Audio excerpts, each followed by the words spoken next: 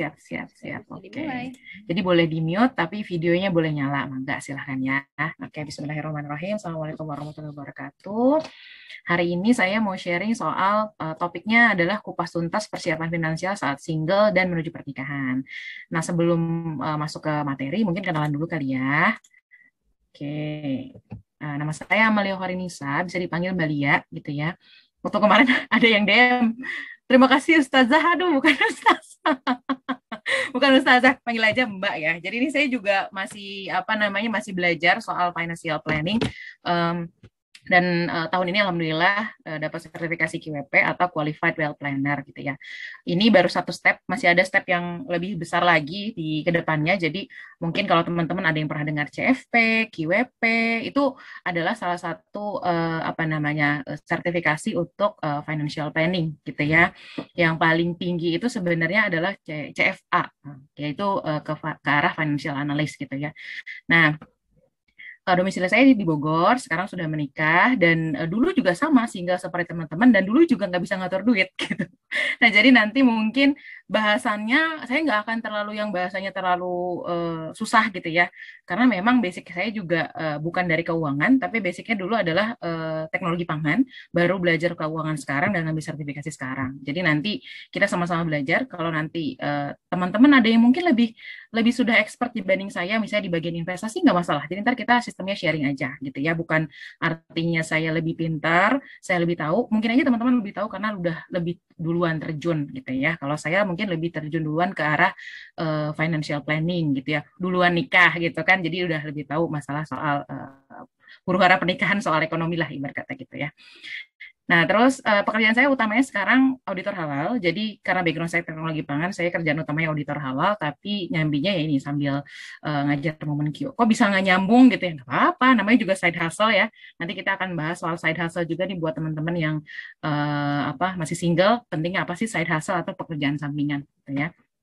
Untuk yang mau kontak saya bisa di sini atau di emailnya MomentQ atau di Instagram saya. Nanti kalau biasanya ada terkait sama undangan, komunitas gitu mah enggak. Saya banyak kok ada yang gratisan itu banyak kok gitu ya. Nggak harus berbayar. Nah, oke. Sekarang hari ini ngobrol apa aja sih? Ada 4 poin. Ngobrol dari pertama masalahnya dulu. Kenapa sih financial tuh dirasakan mulai dari yang single, milenial, sampai walaupun kita udah nikah itu tetap juga ada masalahnya. Nah, tapi kita fokus dulu ke milenial. Terus gimana sih cara tips jitunya ngatur keuangan sejak single? Kemudian cara tahu kondisi keuangan pasangan gimana sampai nanti biar nggak over budget seperti apa. Bentar. Oke. Nah, yang pertama, millennials punya masalah keuangan nggak sih? Coba kita tanya siapa yang siap. Tadi yang mas-mas yang udah buka kamera itu namanya depannya I siapa ya? Mas, bentar saya scrolling ke bawah. Mas siapa ya? Pokoknya tadi ada mas-mas, saya penasaran sama Mas Irda ya? Mas Irda atau Mas siapa ya tadi? Ayo. Irdi. Oh, Mas Irdi. Oke. Mas, gimana nih Mas? Pengen tahu dong, kira-kira milenials punya masalah keuangan nggak sih? Pasti banyak banget masalahnya. Kira-kira masalahnya apa sih Mas? Biasanya coba bisa kita tebak-tebak. Udah nentuin prioritas tapi akhirnya kejebolan juga. Akhirnya kejebolan buat hal-hal yang nggak masuk prioritas juga. Oke. Terus apa lagi? Itu satu sih yang paling dirasain. Jadi curhat. Kan yang dirasain aja kan. Oh iya, betul-betul. Itu yang paling kerasa banget ya? Iya, paling kerasa banget. Oke, terima kasih Mas Irdi. Kita coba tanya lagi sama Mbak, siapa nih yang belum, yang open aja, saya sih buka yang open karena paling atas ya. Mbak Azza. Mbak Azza yang lagi pakai kacamata. Assalamualaikum. Boleh di-unmute Mbak Azza? Mangga, silahkan. Waalaikumsalam. Oke, Mbak Azza masih single? Masih. Oke, kira-kira nih Mbak Azza, kira-kira kalau sebagai millennials atau mungkin nggak apa-apa nggak millennials juga, punya masalah keuangan nggak sih Mbak Azza? Pasti. Pasti ya? Karena belum bisa budgeting planning gitu belum. Budgeting planning ya rata-rata. Oke, terima kasih Mbak Aza. Oke, kita next ya. Tadi udah ada 2 nih, apa namanya, contohnya. Yang pertama masalah nggak bisa planning, nggak bisa budgeting, atau udah budgeting kayak Mas Irdi tapi masih tetap bocor. Nah, kalau berdasarkan risetnya Tirto nih ya, kesalahan mengatur keuangan ala generasi millennials ada banyak, ada 6 kalau dia sebutin 5 atau 6 gitu ya. Kalau saya rangkup, yang pertama benar nih nggak punya anggaran budgeting gitu ya kalau tadi kata Mbak Aza, atau sebenarnya udah ada budgeting tapi tetap kebocoran gitu ya. Rekeningnya banyak tapi nggak jelas fungsinya. Banyak ada di Dana, GoPay, OVO, ShopeePay, semua banyak, Genius dan segala macam. Ini aku nggak ada sponsor apapun, jadi bebas mau ngomong apa aja ya. Ya itu semua banyak, tapi ya ini buat apa ya? Ini buat apa ya? Akhirnya banyak di top up banyak, tapi akhirnya bocor gitu. Terus belum nyiapin dana pernikahan, atau sebenarnya udah nyiapin tapi kok nggak nambah-nambah gitu ya. Terus udah gitu berani ngutang untuk gaya hidup misalnya. Oke dong, aku mau ke traveling ke Raja Ampat, boleh dong pakai pay letternya Traveloka, misalnya kayak gitu. Itu salah satu berani ngutang untuk gaya hidup, karena biar hits lah gitu kan. Nggak masa masih muda nggak pernah traveling ke Indonesia yang bagian timur sih, saya kayak gitu. Terus investasi rame kan, kebanyakan milenial tuh udah paham soal investasi.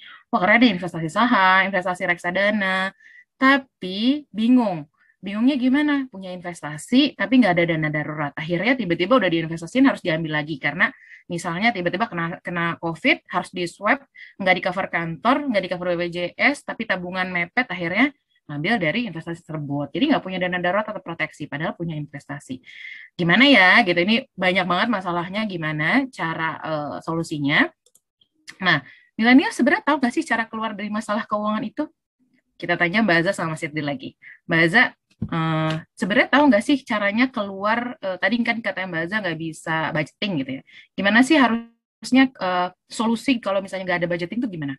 Tahu nggak sih Mbak Aza? Prioritas, mengetahui prioritas. Oke, siap. Sekarang Mas Irdi, kalau tadi udah bikin budget tapi bocor, nah gimana sih cara keluarnya biar nggak bocor-bocor lagi? Nah itu deh, makanya ikutan ini. Benar juga sih. Oke. Jadi sebenarnya beberapa millennials, beberapa orang itu sebenarnya tahu cara keluarnya. Simpelnya, nggak pernah bikin budgeting, ya bikin budget dong. Tinggal bikin gitu.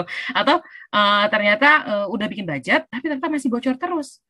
Itu harusnya berarti budgetnya dipantau secara real time. Nah, tapi gimana caranya mungkin gitu ya? Tahu caranya, tapi bagaimana sih gitu yang tips langsung efektifnya deh gitu ya. Nah, jadi sebenarnya milenial tahu sebenarnya caranya gimana, tapi kadang bingung. Budget dulu, apa tabungan dulu, apa investasi dulu, apa cicilan dulu, apa lunasin hutang orang tua dulu, apa adikku mau sekolah dulu. Nah, banyak tuh yang masalahnya mereka gitu ya. Mana dulu sih yang harus dirapiin? Nah, jadi memang akar masalahnya dari millennials tuh semuanya itu budgeting, terus kemudian tadi ya yang disebutkan nama Tirto tuh ya, investasi, itu biasanya karena 2 hal. Kalau saya coba simpulkan, yang pertama nggak punya duit. Nggak punya duit ini nih, maksudnya gini, kalau mungkin Mbak Aza dan Mas Irdi itu ada duitnya. Ada duitnya artinya ada income gitu, atau mungkin dikasih orang tua. Tapi mungkin bingung budgetingnya. Tapi ada juga yang udah pintar budgetingnya, tapi dia tuh emang nggak ada duitnya.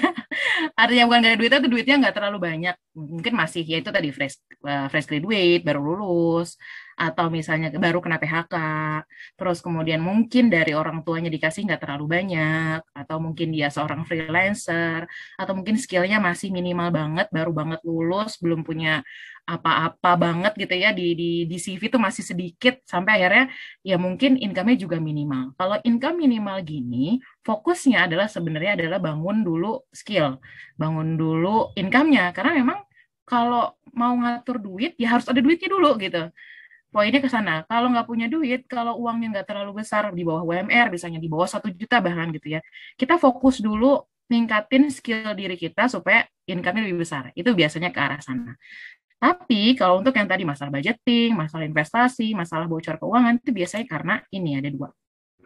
FOMO dan YOLO. Kalau yang nggak tahu, FOMO itu adalah fear of missing out. Jadi misalnya sekarang lagi rame soal Reels-nya Instagram misalnya gitu.